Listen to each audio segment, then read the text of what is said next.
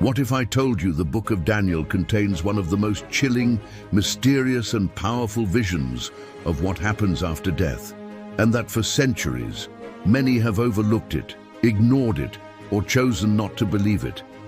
This is not just a story.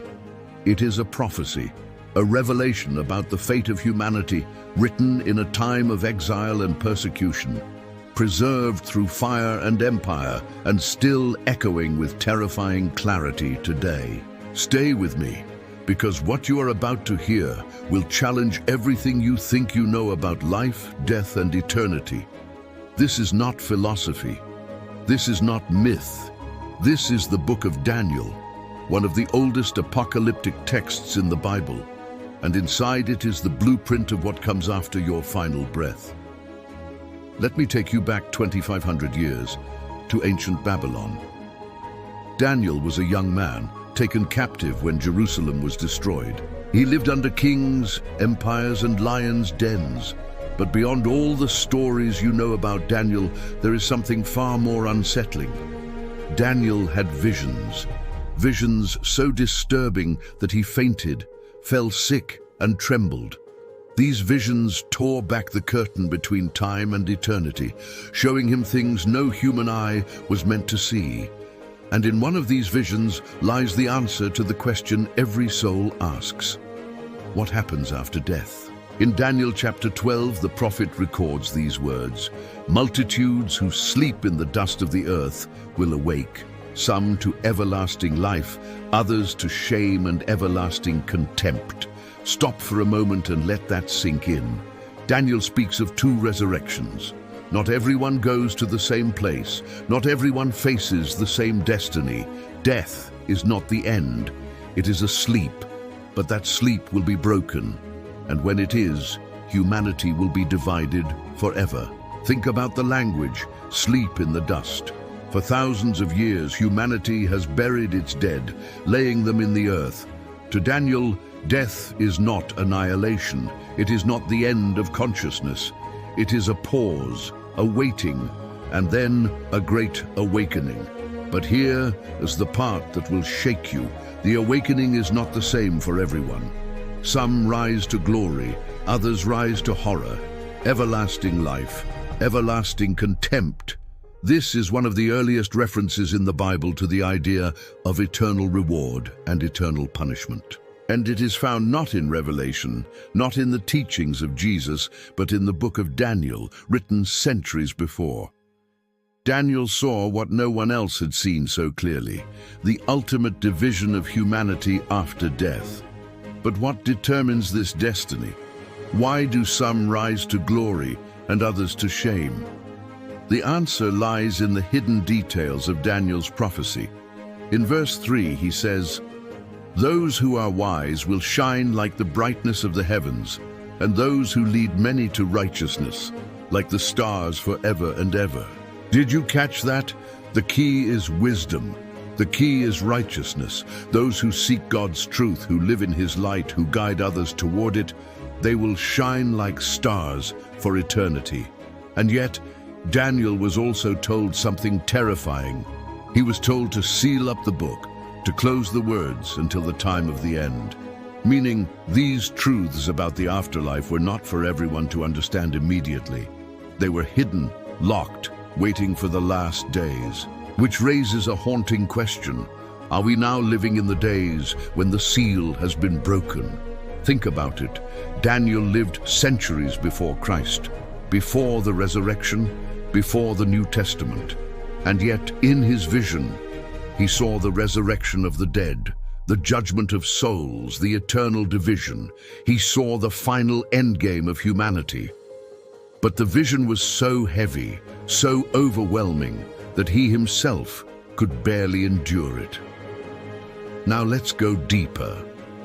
Daniel's vision connects directly to the concept of the books opened in judgment. In chapter 7, he describes a throne, flaming with fire, wheels blazing, and thousands upon thousands standing before the Ancient of Days. And then he says, the court was seated, and the books were opened. What are these books? They are records, accounts of human lives, deeds, choices.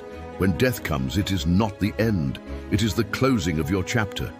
But those chapters are read before the throne of heaven. This is why Daniel's vision is so crucial. It does not simply describe death as a natural process. It describes death as a gateway into judgment.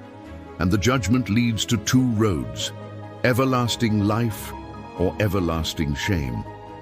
Let's pause for a moment, because I want you to feel the weight of this. We live in a world where people want to believe that death is peaceful, that everyone goes to a better place, that eternity is the same for all. But Daniel shatters that illusion. He draws a line in the sand. Two groups, two fates, eternal light or eternal contempt. No middle ground, no neutral zone. But here's where it gets even deeper. Daniel is told that many will be purified, made spotless and refined, but the wicked will continue to be wicked. In other words, death does not erase who you are.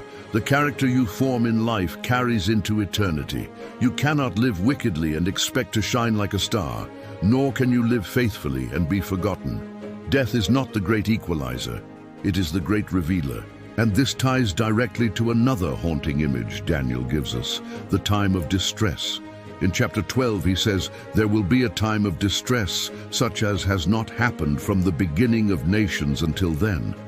He describes a time of chaos, of judgment, of the end. And it is in that time that Michael, the great prince, arises to defend God's people, and only then do the dead awaken. This means Daniel saw not just death, but the sequence of the end of the world. He saw death as a sleep, he saw resurrection as an awakening. And he saw that awakening tied to cosmic events, to the final battle between good and evil. Now ask yourself, why would God reveal this to Daniel? Why would he show a man living in exile the ultimate destiny of humanity? The answer is simple: hope. Daniel was surrounded by pagan kings, by lions, by enemies, by despair. And yet God gave him a vision beyond the grave, a vision that said, death does not win, oppression does not win, evil does not win. Those who cling to truth will rise again, shining like stars forever. But at the same time, the vision carried a warning. For those who reject truth, for those who embrace wickedness, for those who live in rebellion, the awakening is not to life, but to contempt. And that contempt is everlasting. Here is the forbidden truth hidden in Daniel's words. Death is not the end, and it is not the same for everyone. Every choice, every action, every belief echoes beyond the grave. Eternity is shaped now in the lives we live, in the wisdom we seek, in the righteousness we embrace. So what happens after death, according to Daniel? The answer is both terrifying and beautiful. We sleep in the dust. We await the awakening. And when that awakening comes, we either shine like the stars or we face everlasting contempt. Daniel did not sugarcoat it. He did not tell us what we wanted to hear. He told us what he saw.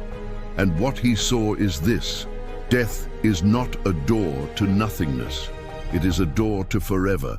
And now, I turn the question to you. If death is asleep, if the awakening is certain, if two roads lie beyond, where will you stand? Will you awaken to everlasting life, or will you awaken to shame? This is not just Daniel's vision. It is your future, your destiny, your name written in the dust of the earth, waiting to be called. So I urge you, do not take this lightly. If this message has stirred something in your spirit, if it has made you see beyond the veil, then don't let it stop here. Subscribe to Hidden Truths of the Bible, because there are countless secrets still waiting to be revealed. Secrets about prophecy, eternity, and the mysteries hidden in Scripture. The world tells you death is the end. Daniel tells you it is the beginning. The question is, what will your beginning look like?